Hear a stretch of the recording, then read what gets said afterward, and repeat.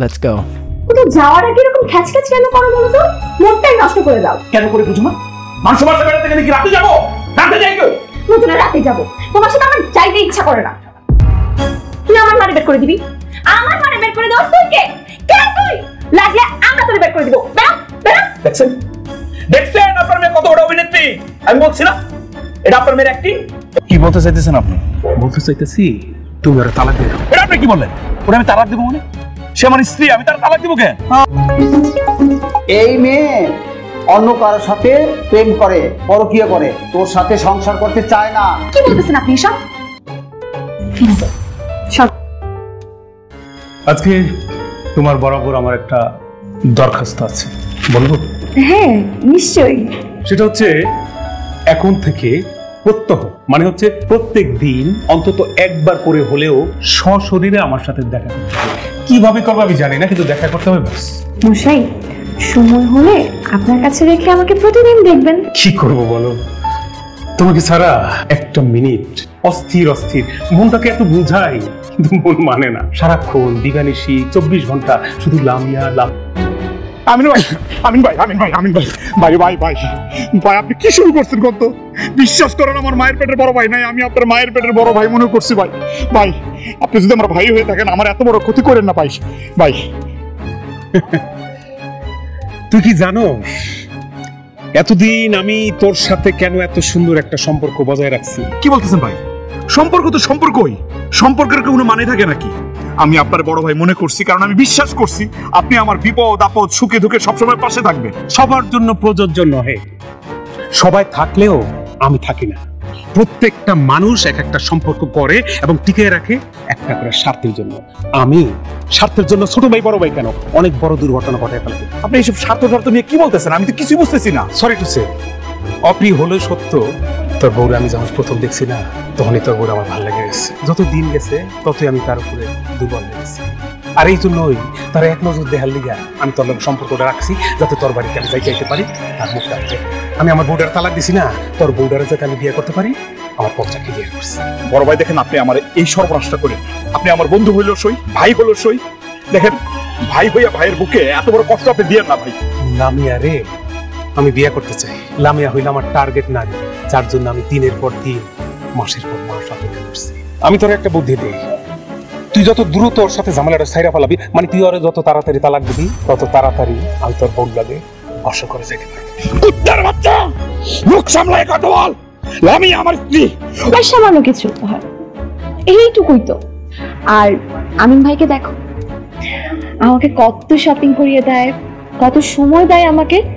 তুমি তো তোমার অফিসের কাজের চাপে আমাকে কখনো সময়ই দাওনি।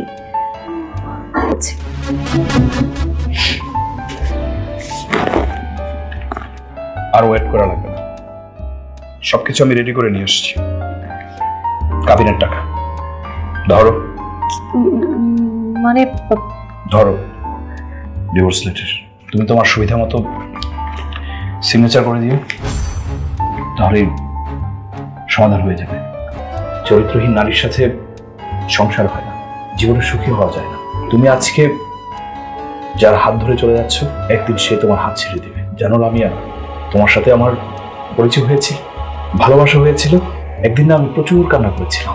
আমি ভেবেছিলাম যে লামিয়া আমাকে এত ভালোবাসে, একটা মানুষ আরেকটা মানুষকে এত ভালোবাসতে পারে, এই পৃথিবীর কোনো কিছুর বিনিময়ে তুমি আমাকে ছেড়ে যাবে না। তুমি আমাকে ক্ষমা করে দিও প্লিজ। একটা কথা কি জানো, যে নারীর চাহিদা বেশি থাকে তাকে পৃথিবীর কোনো পুরুষ মানুষই সুখী করতে পারে না। ইনফ্যাক্ট সে নিজেও সুখী হয় না। মা মা মা, এই দেখো টাকা আর ডিভোর্স লেটার, আমরা সাকসেস মা। তুই সিগনেচার করছিস?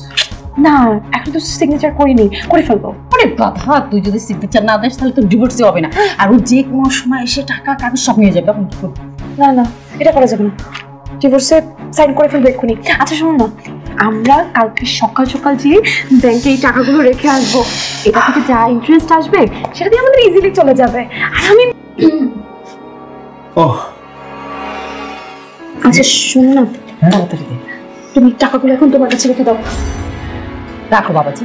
না না, টাকা টাকা আমার কাছে কেন? আমার কাছে দিতে হবে না, তোমার কাছেই রাখো। আমি কালকে একটা ব্যাংক অ্যাকাউন্ট খুলে দেবো, তুমি ওখানে রেখে দিও। দেখছিস, আমি বলছিলাম না আমি অনেক ভালো ছেলে, ওর বিন্দুমাত্র কোনো লোভ নাই। আর লোভ থাকবে কেমনে? ওর তো টাকা পয়সার কোনো অভাব নাই। খালাম্মা বলতে আর কত খালাম্মা বলবো? আম্মা আমার বিষয়টা হচ্ছে যে মানুষের জীবনে টাকাই তো সব না, মানুষের বিশ্বাস ভালোবাসাটাই সবচেয়ে বড়। আচ্ছা শোনো, এগুলো কথা পরেও বলা যাবে, টাকাগুলো তুমি তোমার কাছে রাখো। আমি তো তোমার বাসায় নতুন, কখন কোথায় রাখবো এতগুলো টাকা যদি হারিয়ে যায়? তা অবশ্য ঠিক, টাকা পয়সার একটা সিকিউরিটির ব্যাপার তো থাকেই।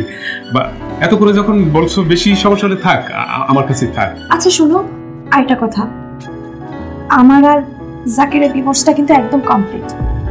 আমি আর তুমি কিন্তু কালকেই কাজী অফিসে যে বিয়েটা করছি, শুনছো? বিয়ে বিয়ে বিয়ে তো করবোই, কালকে বিয়েটা করে ফেলবো। তোমাকে যখন একবার আমা আপনি রেস্ট নেন, হাত মুখ দিয়ে ফ্রেশ হন, আমরা আসতেছি। ঠিক আছে। তোমাকে যখন পেয়েছি কোনো মূল্যে হারাতে চাই না। আমি